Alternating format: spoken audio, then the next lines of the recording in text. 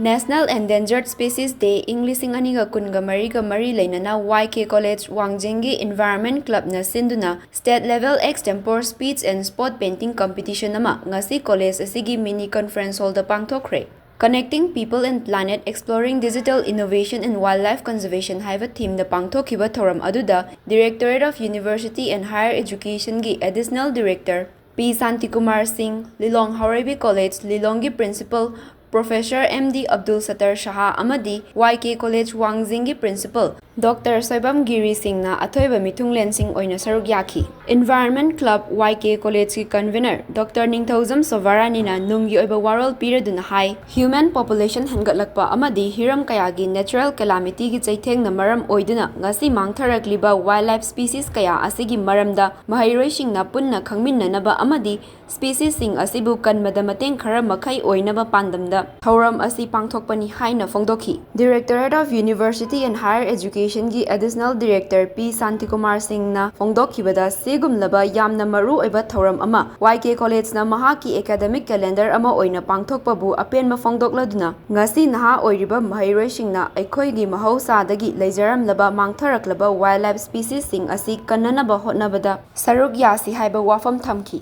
Endangered species in the human population, population or the natural calamity, the cities, the kings, the Maram, there may be wildlife, may have a Sibamsana, even sing a sea, Karamita, the Karam, Pangthokhre, the Hyper City Awareness Program, Moina, Aquelas Harvest in the school level, Amazon Police level, city function as Pangthokhre, and city seat of Sinamaram, where the Harvest in the Sida Hena, endangered species, the Matang, and Hung the Chizana Makoya, a bear or never get a Mata function as Pangthokhre.